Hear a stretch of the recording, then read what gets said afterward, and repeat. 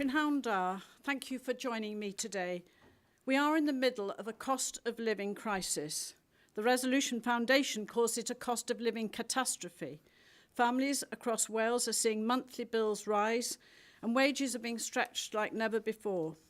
From energy bills to prices at the pumps and the cost of everyday food and essentials, people across Wales are feeling the impact of rising costs and soaring inflation.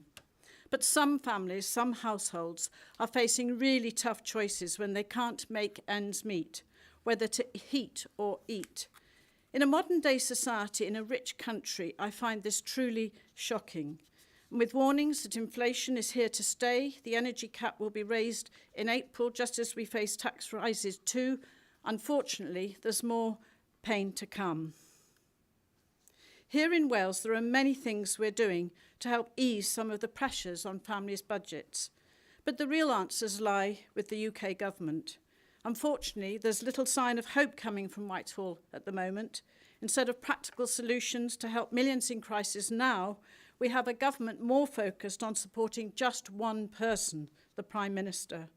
And when they've acted, they've made problems worse.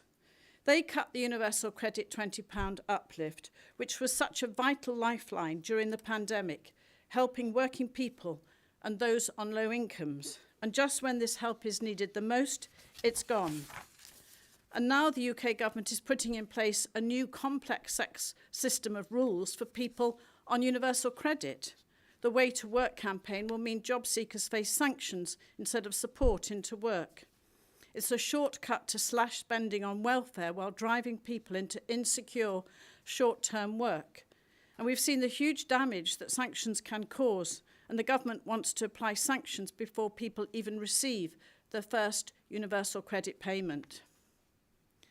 Earlier this month, my colleague Julie James, the Minister for Climate Change, and I wrote to the Secretary of State for Business, Energy and Industrial Relations to highlight our serious concerns about the increase in domestic energy prices and the impact they're having on households in Wales.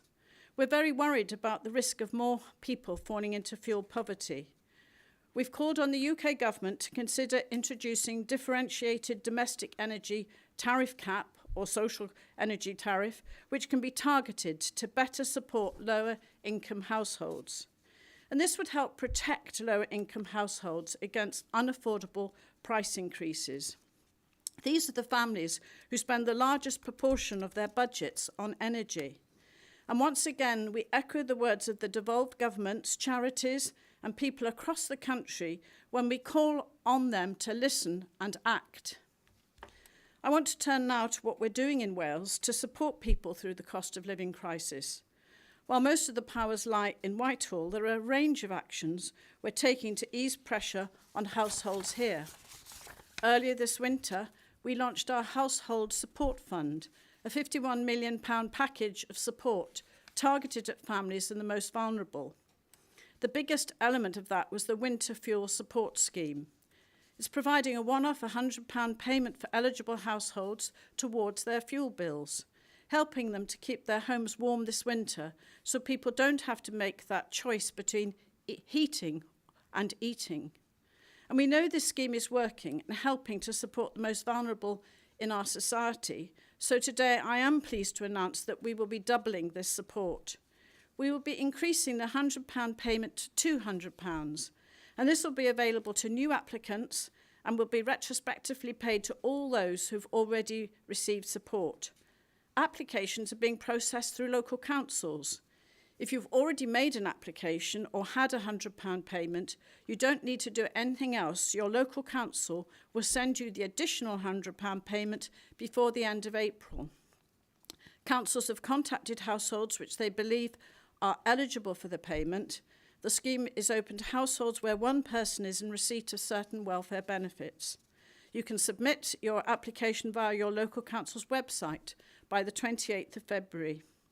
We are determined to do all we can to support our people with the bills they're facing, and this will go a long way to do just that. And I want to pay tribute to all the councils across Wales for their help in swiftly processing these payments. They've been under tremendous pressure during the pandemic, but time and again, they've delivered for our communities.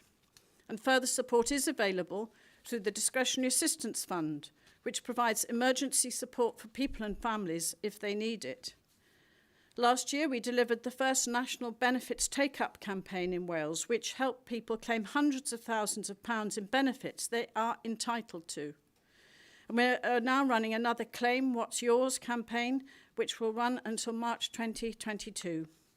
Our Single Advice Fund also helps people navigate the benefit system to better understand what they're entitled to and how to claim. And these are just some examples of how we're stepping in to help support families across Wales with this cost of living crisis. We're doing all we can with the resources we have to support Welsh families and communities through these difficult times. We will continue to call on the UK government to act, to help us to alleviate the pressure and pain faced by so many across Wales so we can work to address this cost of living crisis. Thank you. I'll now take questions from journalists, and all the answers will be broadcast live on our social media channels. Felicity Evans, BBC Wales. Minister, thank you very much. Do you accept that given the scale of energy bills that people will be facing this spring, what you're offering here, that a one-off £200 payment won't really touch the sides? Well, I think the doubling of the 100 payment is a very important step towards trying to help those households who are so going to be faced with those rising bills. But, you know, as I've outlined, it's more than that we're doing. We have our take-up campaign, income maximisation. There are a lot of benefits that people aren't entitled to, but also importantly, our Discretionary Assistance Fund, this is something where we have been paying payments out, emergency payments, individual assistance payments, during the pandemic. We continue to do this, and because of the cost of living crisis, even more important. And of course, that discretionary assistance fund is available, for example, to off-grid, those who've got oil energy users. So it's very important that we do all we can. But clearly, I would say it's the UK government who've got to respond to this cost of living crisis. They've got the powers. We've written to the Secretary of State. Why aren't we getting a response to them? Why aren't they saying they will reduce the tariffs? They will increase the warm homes discounts. They will extend eligibility for cold weather payments. Why aren't they doing that? I mean, that's why it is, you know, what we're doing. We're stretching everything in all my powers in my portfolio, tackling food poverty. It's not just fuel poverty, supporting and indeed responding to the needs that are coming to us in Wales. But the UK government, why don't they reinstate that £20 cut to universal credit, which is crippling families now? Thank you. And something that is in your control, the health service and social care, people facing record times on waiting lists. And part of the problem, we're told, is that there are people in hospital beds right now who are fit to be discharged, but there is nowhere for them to go.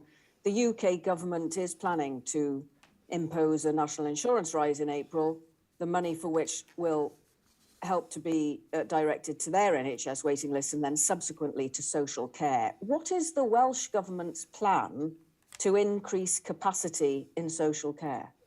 Well, clearly we want to ensure that those people who are now in hospital beds can then go transfer of care, as we call it, into not just to social care, some of them back to their homes for domiciliary care packages. That's obviously why the Welsh Government, the Health and Social Services Minister and Deputy Minister for Social Services are working week by week with the local authorities, with the health boards, as we do in partnership, to ensure that we can move that forward. But also making sure that we have a resilient and robust social care workforce, paying the real living wage, working with the providers. I mean, we are playing our part, but, you know, we need to make sure that we get the funding.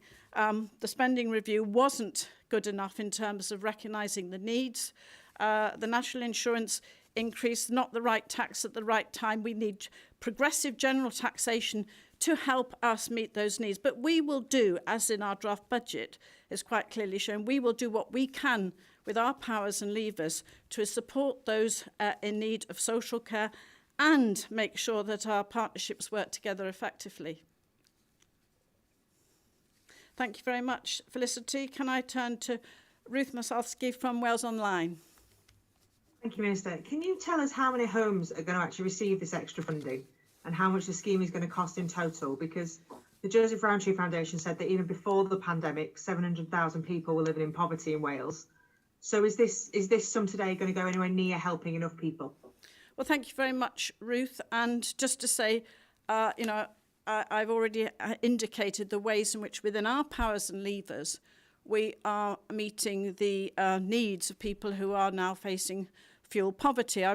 Yesterday, the Minister for Climate Change and I, Julie James, met with National Energy Action. They reminded us, as a result of the last uplift hike in terms of the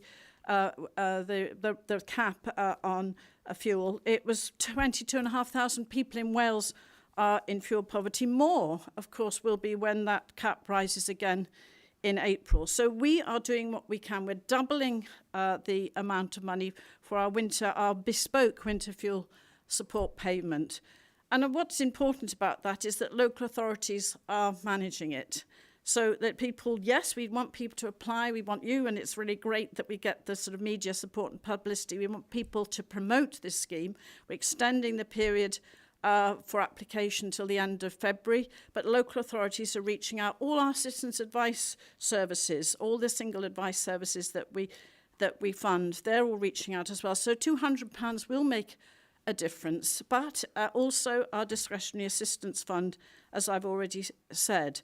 There's other key ways in which we can help people in terms of tackling the rising food costs. So we're putting more money through our household living fund into supporting food banks. Just as one example, I'm going out to visit projects this week to see what they're all doing. People across Wales are responding. But it is the UK government who are really the ones who are responsible for making a real difference in terms of energy prices. They have got to respond. What are they doing now? They are not responding to our call to reduce the tariff. I would say, not only have we written to the Secretary of State for Business, Energy and Industrial Relations, I've written to the Secretary of State for Work and Pensions to say she must uplift benefit rates from April. With inflation running us at the levels it is, at the moment, they're only going to be uprated by 3.1%. Now, inflation running up to 6%. I've asked her to raise it to 6%. No response, of course. No response from either Secretary of State's. Lack of respect for the Welsh Government. We are asking them to recognise this is a cost of living crisis. That should be at the forefront of their agenda. But we will do what we can to support our families in Wales. Thank you. If you are able to give us that number for how many homes will receive it, we'd be grateful. But can I also ask what you're going to do for people that aren't on benefits? This scheme is limited to families receiving benefits, but there's young people who are in work who, for example, rent a flat and whose bills will, be creeping up. There's families who are already stretched and don't want to see their bills rise even more. So how are they going to be helped by Welsh Government? Well, thank you very much, Ruth, for that. And yes, I think, up to 350,000 people would be eligible for our £200 benefit. I think I'm very encouraged by the take-up so far. I think we've had 40% uptake. I think 106,000 payments have been made already. And, we're extending this to the end of February. We've had applications from 146,000 people. So households. So it is getting out there, and those numbers, of course, will give you an indication who's eligible. But also, we need to recognise that this is something which is going to make a difference to those household who are eligible. But I'm very conscious of the fact that there are other benefits that can be taken up, and that's why we are working with our single advice providers to ensure that they advise those who are in debt or running into debt, because they could apply for the council tax reduction scheme, for example. As far as our young people is concerned, it's just so important. We kept our educational maintenance allowance in Wales for those young people who are going into further and higher education. We are also supporting them in many different ways. We also, in our letter to the UK government, said look, they should be doing something about local housing allowance as well, which have been frozen by the UK government. We've got such a social wage in terms of helping households with free school meals and extending that, free school breakfast, free prescriptions. There's many ways in which we can support, but we need to recognise our young people as well. That's why the youth guarantee is so important, as well as helping them in the ways that I've described. So back to what is the UK government doing in terms of the cost of living crisis? That's where we need to hold them to account. They need to respond to us. They need to play their part. They've got the key levers in terms of tax and benefits, and that's what we will expect of them. But this uplift today is helping families. It's helping families with the cost of living crisis, and it is available to a lot of people. So look at the website, go to your council, and they'll advise you. Thank you, Ruth. Can I move on to Richard Morgan, ITV Wales? Thanks, Minister. Yes, we know that people with disabilities and people with illnesses, chronic illnesses, are disproportionately affected by the cost of living increase. We've spoken to a number of people with cancer at ITV Cymru Wales who have a particular need for heating and for energy. What particular support can you offer them, and what would you say to them if they find that today's £100 increase isn't enough? Thank you very much, Richard. And it is very important that we are working with all our charities and organisations who are supporting vulnerable people, and particularly reference the cancer charities, many of whom also work with us in terms of ensuring that people they're working with, supporting, and indeed their carers, as well as themselves, are accessing the benefits that they're entitled, the UK government benefits that they're entitled to, and ensuring that, for example, pensioners are getting pension credit. That's another benefit which isn't taken up enough in Wales and may affect many of those you have been talking to. So our winter fuel support scheme is available to households where one member of the household, it just has to be one member who is entitled to working age benefits. And we, with 350,000, there's a lot more who could take up this benefit. And I know that you will help us get the message over. Discretionary assistance fund payments are important. There's two routes to that, the emergency assistant payments and individual assistant payments. Again, you can apply for those, go to contact with your citizens' advice.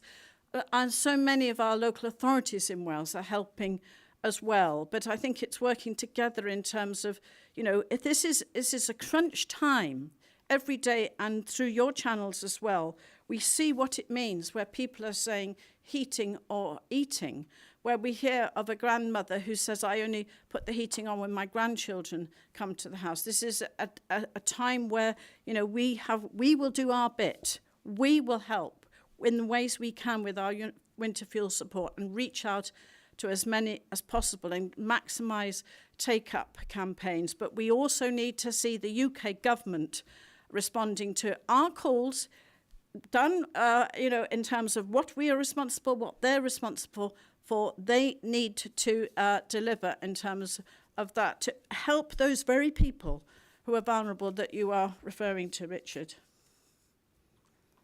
Thank you, Minister. And also, Plaid Cymru has suggested that you should go further with this policy, perhaps extending support to those in fuel poverty already and those who face a debt due to the cost of living increase. What would you say to them? Well, I think it is very important, and again, working in partnership and responding to the Equality and Social Justice Committee, who did a very powerful cross-party committee, of course, in the Senate, very powerful report recently on debt. I responded in support of all of the recommendations that came from that cross-party committee, which particularly looking at ways in which we can enable as many people as possible to not only apply for this particular fuel support scheme. Eligibility is crucial, but also to all of the other grants that are available. So I'm looking forward to the fact that that committee is doing another inquiry now, particularly focusing on fuel poverty. We have a fuel poverty advisory panel who work with us, who support us in terms of policy direction, national energy action. Yesterday, as I said, meeting with the Minister for Climate Change. So we will do everything to stretch. I will do everything to stretch within my powers, within the levers of the Welsh Government, to get money out into the pockets of people who need it in terms of fuel poverty. But I think particularly my point about tackling fuel poverty in rural areas. Do people know that they can apply for a discretionary assistance fund payment if you have, if you're an oil energy user?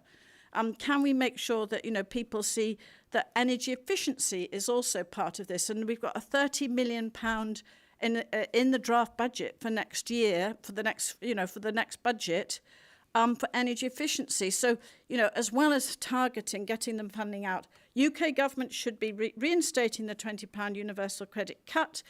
They should be expanding the warm homes discount and winter fuel payments, and reducing the tariffs for low-income households. And I know that colleagues in Plaid Cymru support those points as well. We in the Senate, there's all very much strong support for the direction we're taking. The UK government has to play their part. Thank you. Harry Hansen, that's TV. Thank you, Minister.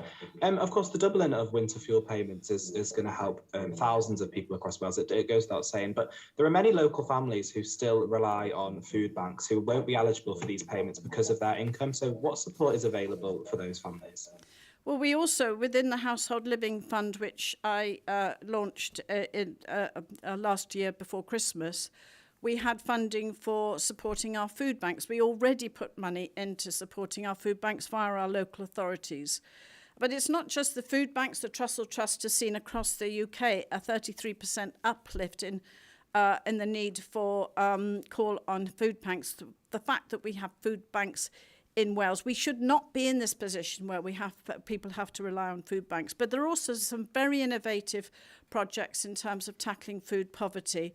And I'm going to be visiting some this week in Wales. There's a pioneering project led by the school, Cadogan School, Big Box Boyd, and this is going to be now in all the valleys communities and schools. They're going to be taking. This is about actually being able to make food available, fresh food available at affordable costs, bringing in fair shares as well, which is another partner, as well as Trussell Trust and the food banks. It's about actually having our free school meals extension, which of course is part of our cooperation agreement with Plaid Cymru. And also, we're the only government who said that they would provide free school meals right through into the summer, as well as this year, recognised by Marcus Rashford. We've got to get food for our children, and fresh, healthy food for our children as well. So this is all within my portfolio of responsibility. It is about tackling poverty. It's about social justice and working with communities and schools to make sure that we can, and local resourcing, ensuring that also food pantries that are developing across Wales with schools, that they're also engaging with the local supply chain for our communities and our farming communities particularly. Thank you for that. A bit more on that, really, I suppose. Food banks are under a huge amount of pressure of demand because of the pandemic and because of things like rising supermarket prices. What is the government, actively doing to really support food banks as we move away from the pandemic? Well, we do provide funding and local authorities and directly partnerships with food banks, not just at a local level, but with Trussell Trust and all those charities involved across Wales in supporting. I've mentioned them already. I'm looking forward to visiting Splice on Thursday in Pyle, and also Dusty Forge in Ely, where there is a very powerful community effort to support people. I mean, a lot of supermarkets are part of fair shares, so there is access to food, which is crucial in terms of tackling food waste and the circular economy, but also working with our farming communities as well So this has got to be about our community food strategy and how we are addressing this in the whole. It's a very much a cross-government issue. Myself, of course, in terms of the sharp end of fuel poverty, emergency access, and meeting with the Child Poverty Action Group last week, meeting with families who are trying to access that healthy food for their children and young people. So, this is all part of our work and role. But does it go back to the UK government? Are they going to play their role? Are they going to rise to the challenge? People are seeing this cost of living crisis and challenge on their doorstep, and they are not dealing with it in Westminster. Thank you, Harry. Now on to Tom from Carers World. Thank you very much indeed, Minister. Looking down your list of responsibilities, by my reckoning, there's 29 headings. Must be hard to keep across all of those. So concentrating on what's in your control, leaving the UK government to one side, of the measures you've mentioned so far, what is your absolute top priority for immediate action to help unpaid carers? This is the single measure, if you like, that people can look out for to check they are truly being helped. Well, thank you very much, Tom. And I mean, carers, and particularly unpaid carers, have to be at the forefront, not just of my portfolio, but very much so with my colleague Julie Morgan, the Deputy Minister for Social Services, who has engaged, not just engaging with unpaid carers, but also ensuring that more funding is made available to unpaid carers and to the organisations that support unpaid carers as well. But I would say, Tom, that actually many of the things that I'm responsible for in my portfolio are about trying to assist directly unpaid carers with the sort of financial support that I've mentioned today, and we've gone over it a number of times. The £200 winter fuel support scheme will help unpaid carers, maximising access to pension credit, and I know that you also promote that as well, because we know that it's not been taken up to as full an extent as it can, indeed including council tax credit reduction as well, benefits. I mean, we haven't really mentioned other things that we should be doing, which is not just in my portfolio, but is in the Minister for Climate Change's portfolio as well, in terms of more investment for our Warm Homes programme into energy efficiency. Also supporting people who are at risk of homelessness or in housing conditions where you need that retrofit that is now in our £30 million draft budget. So, I think in terms of my role, it's part of a Welsh Government response, particularly to supporting unpaid carers who are so often invisible and do not have the kind of, aren't able, and certainly through the pandemic, to have the kind of support that we would want them to have, just in terms of social support and contact. I'm responsible, as you know, Tom, for the third sector, and I very much value our carers groups and organisations that really do work together and support unpaid carers in such an important way. Perhaps as my second question, I can ask you the question that many viewers ask me daily, weekly, monthly, and that is, how can politicians of any party earning salaries that are paid well above the sort of typical income for a family, how can you understand the daily, hourly stress of having to struggle like this? Well, as a constituency Senedd member for the Vale of Glamorgan for the last 22 years, I am absolutely committed, living in and working with and walking down the street with and going to visit my constituents. They show me what life is like for them. This is where trust and integrity is so important to be a politician, to listen to the people you represent and serve. Thank you very much, Tom. Thank you.